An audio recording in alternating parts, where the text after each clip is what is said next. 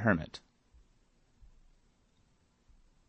The high hedge hid him from the house now, and so, under the impulse of a deadly fright, he let out all his forces and sped toward a wood in the distance. He never looked back until he had almost gained the shelter of the forest. Then he turned and descried 2 figures in the distance. That was sufficient. He did not wait to scan them critically, but hurried on, and never abated his pace till he was far within the twilight depths of the wood. Then he stopped, being persuaded that he was now tolerably safe. He listened intently, but the stillness was profound and solemn, awful even, and depressing to the spirits. At wide intervals his straining ear did detect sounds, but they were so remote and hollow and mysterious that they seemed not to be real sounds, but only the moaning and complaining ghosts of departed ones. So the sounds were yet more dreary than the silence which they interrupted. It was his purpose, in the beginning, to stay where he was the rest of the day, but a chill soon invaded his perspiring body, and he was at last obliged to resume movement in order to get warm.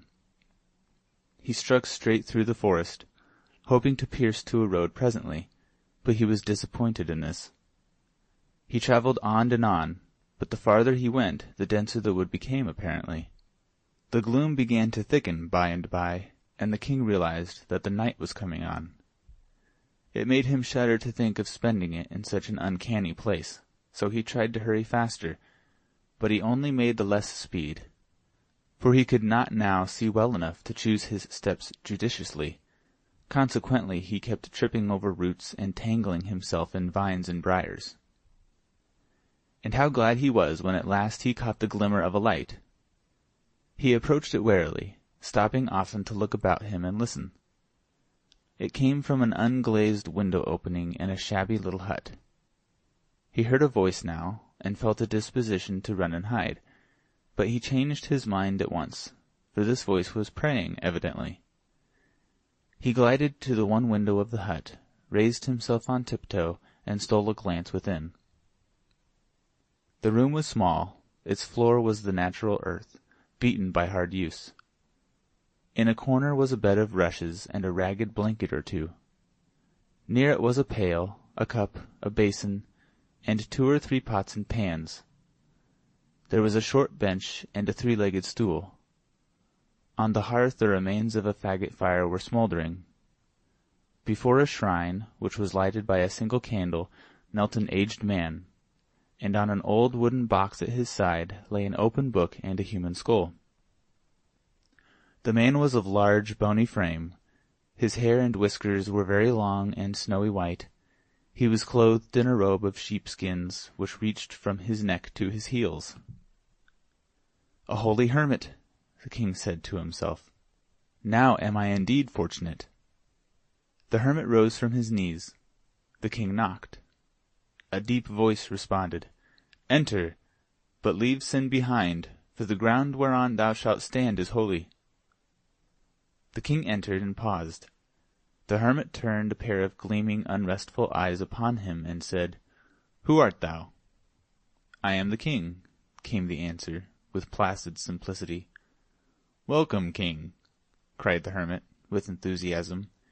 Then, bustling about with feverish activity, and constantly saying "Welcome, welcome," he arranged his bench, seated the king on it, by the hearth, threw some faggots on the fire, and finally fell to pacing the floor with a nervous stride. "Welcome! Many have sought sanctuary here, but they were not worthy, and were turned away. But a king who casts his crown away, and despises the vain splendors of his office, and clothes his body in rags to devote his life to holiness and the mortification of the flesh, he is worthy, he is welcome. Here shall he abide all his days till death come." The king hastened to interrupt and explain, but the hermit paid no attention to him, did not even hear him apparently, but went right on with his talk, with a raised voice and a growing energy. "And thou shalt be at peace here. None shall find out thy refuge to disquiet thee with supplications to return to that empty and foolish life which God hath moved thee to abandon. Thou shalt pray here. Thou shalt study the book. Thou shalt meditate upon the follies and delusions of this world, and upon the sublimities of the world to come. Thou shalt feed upon crusts and herbs, and scourge thy body with whips daily to the purifying of thy soul. Thou shalt wear a hair shirt next thy skin. Thou shalt drink water only, and thou shalt be at peace, yes, wholly at peace. For whoso comes to seek thee shall go his way again, baffled. He shall not find thee.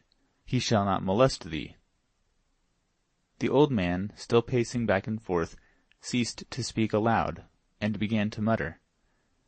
The king seized this opportunity to state his case, and he did it with an eloquence inspired by uneasiness and apprehension. But the hermit went on muttering, and gave no heed. And still muttering, he approached the king and said impressively, "Shh!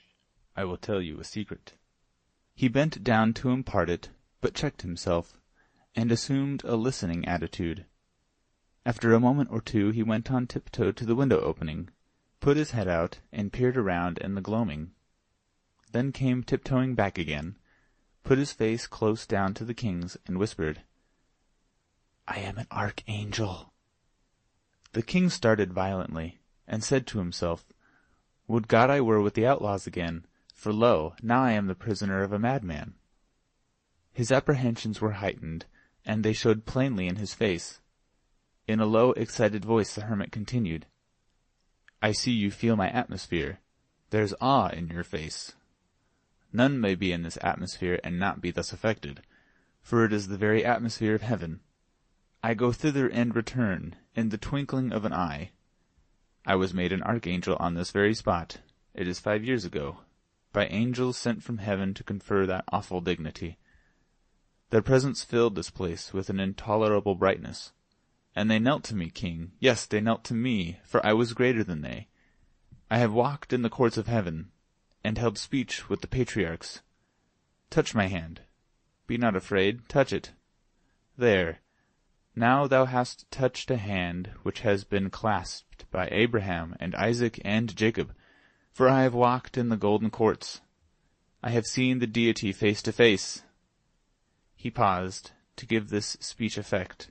Then his face suddenly changed, and he started to his feet again, saying with angry energy, "Yes, I am an archangel, a mere archangel. I that might have been pope. It is verily true. I was told it from heaven in a dream, 20 years ago. Ah, yes, I was to be pope, and I should have been pope, for heaven had said it. But the king dissolved my religious house, and I, poor obscure unfriended monk, was cast homeless upon the world, robbed of my mighty destiny." Here he began to mumble again, and beat his forehead in futile rage with his fist, now and then articulating a venomous curse, and now and then a pathetic, "Wherefore I am not but an archangel, that I would have been pope." So he went on for an hour, whilst the poor little king sat and suffered. Then all at once the old man's frenzy departed, and he became all gentleness. His voice softened, he came down out of his clouds, and fell to prattling along so simply and so humanly that he soon won the king's heart completely. The old devotee moved the boy nearer to the fire and made him comfortable, doctored his small bruises and abrasions with a deft and tender hand, and then set about preparing and cooking a supper, chatting pleasantly all the time, and occasionally stroking the lad's cheek or patting his head, in such a gently caressing way that in a little while all the fear and repulsion inspired by the archangel were changed to reverence and affection for the man. This happy state of things continued while the two ate the supper. Then, after a prayer before the shrine, the hermit put the boy to bed, in a small adjoining room, tucking him in as snugly and lovingly as a mother might, and so, with a parting caress, left him and sat down by the fire, and began to poke the brands about in an absent and aimless way. Presently he paused, then tapped his forehead several times with his finger, as if trying to recall some thought which had escaped from his mind. Apparently he was unsuccessful. Now he started quickly up, and entered his guest's room, and said, "Thou art king?" "Yes," was the response, drowsily uttered. What king? Of England. Of England? Then Henry's gone. Alack, it is so. I am his son. A black frown settled upon the hermit's face, and he clenched his bony hands with a vindictive energy. Then he stood a few moments, breathing fast and swallowing repeatedly, then said in a husky voice, "Dost know it was he that turned us out into the world houseless and homeless?"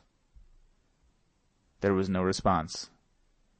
The old man bent down and scanned the boy's reposeful face, and listened to his placid breathing. He sleeps soundly. And the frown vanished away and gave place to an expression of evil satisfaction. A smile flitted across the dreaming boy's features. The hermit muttered, "So, his heart is happy," and he turned away. He went stealthily about the place, seeking here and there for something, now and then halting to listen, now and then jerking his head around and casting a quick glance toward the bed, and always muttering, always mumbling to himself. At last he found what he seemed to want, a rusty old butcher knife and a whetstone. Then he crept to his place by the fire, sat himself down, and began to whet the knife softly on the stone, still muttering, mumbling, ejaculating. The winds sighed around the lonely place. The mysterious voices of the night floated by out of the distances. The shining eyes of venturesome mice and rats peered out at the old man from cracks and coverts. But he went on with his work, rapt, absorbed, and noted none of these things. At long intervals he drew his thumb along the edge of his knife, and nodded his head with satisfaction. "It grows sharper," he said. "Yes, it grows sharper." He took no note of the flight of time, but worked tranquilly on, entertaining himself with his thoughts, which broke out occasionally in articulate speech. "His father wrought us evil. He destroyed us, and is gone down into the eternal fires. Yes, down into the eternal fires. He escaped us, but it was God's will. Yes, it was God's will. We must not repine. But he hath not escaped the fires. No, he hath not escaped the fires, the consuming, unpitying, remorseless fires, and they are everlasting." And so he wrought, and still wrought, mumbling, chuckling a low rasping chuckle at times, and at times breaking again into words. It was his father that did it all. I am but an archangel, but for him I should be pope. The king stirred.